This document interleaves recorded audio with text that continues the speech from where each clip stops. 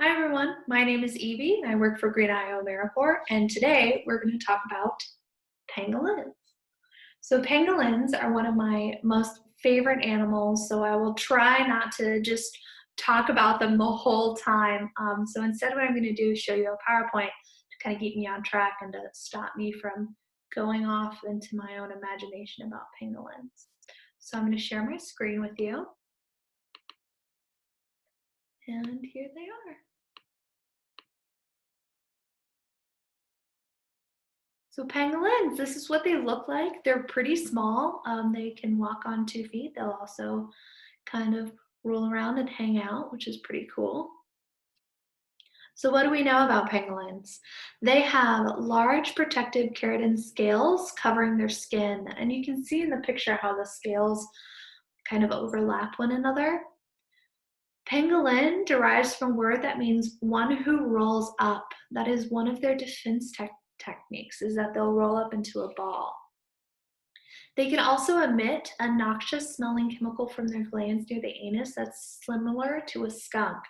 So penguins are pretty cool. They have a few defense mechanisms. They have their spray, they have their scales, and then they can roll up, which is pretty interesting.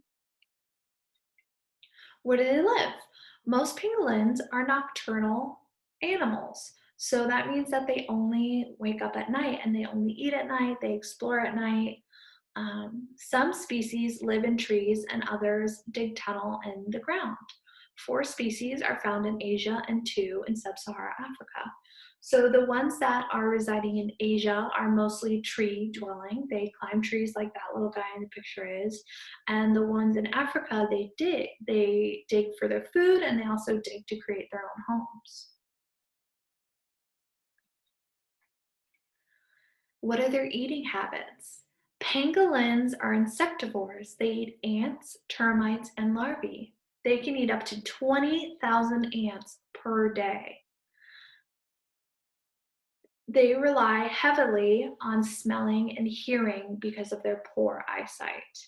They have super long tongues to eat all of the insects. As you can see in the photo, their tongue is super huge. It really helps them get into ant hills or into little holes in rotted bark to get those bugs.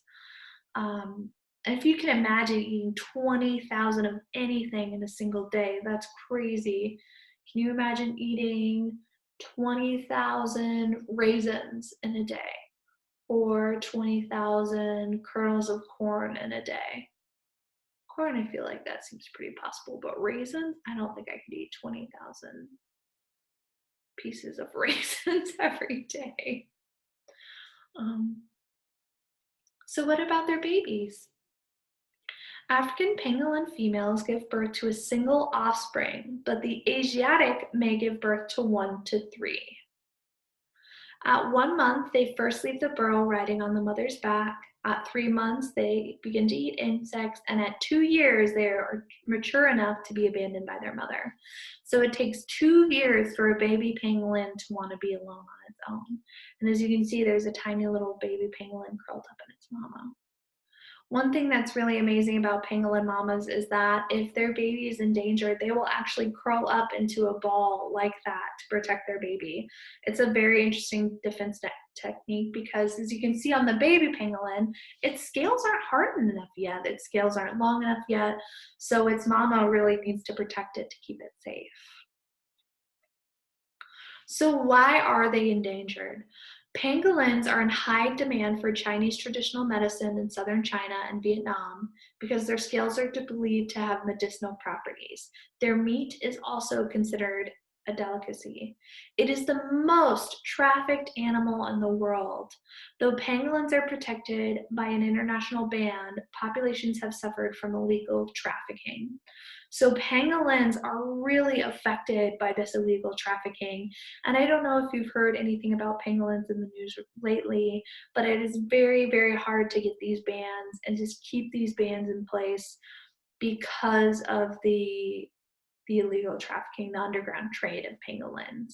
Not only do they take pangolins for the scales, but they also take them for their meat. So they just go and they pick up pangolins and they take them. And one thing about the defense mechanism is that they will help pangolins against, other predators, but it won't stop a human because if that pangolin goes into a ball, a person can just pick that up, where a predator wouldn't be able to really pick it up and try to take it to a different place. So they're really affected. How can we help? How can we as little Iowans help pangolins all the way in Africa? What we can do is we can spread the word. Use what you learned today to help the world understand why it's wrong and why we need pangolins. They're a part of our ecosystem. And if you take a part of that ecosystem out, or if that, they're endangered.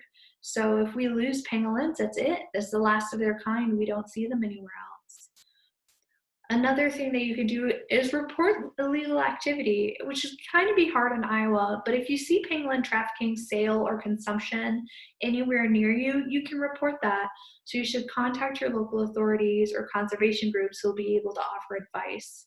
They will ensure that trafficking laws can be properly enforced and endangered populations are guarded. Another way is not to consume the products. So don't consume pangolin products such as traditional Chinese medicine potions, pangolin wine, fashion accessories, any of the meat. Like just really try to stay away from that, and really be conscious of what your products have, because there's a lot of weird things all over in certain things. So. And that is a little video that you can watch at home.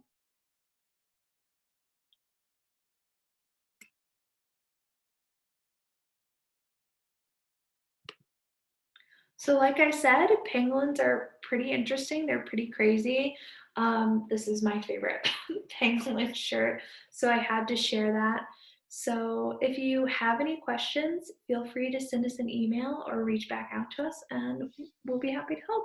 Thanks. Have a good day. Bye.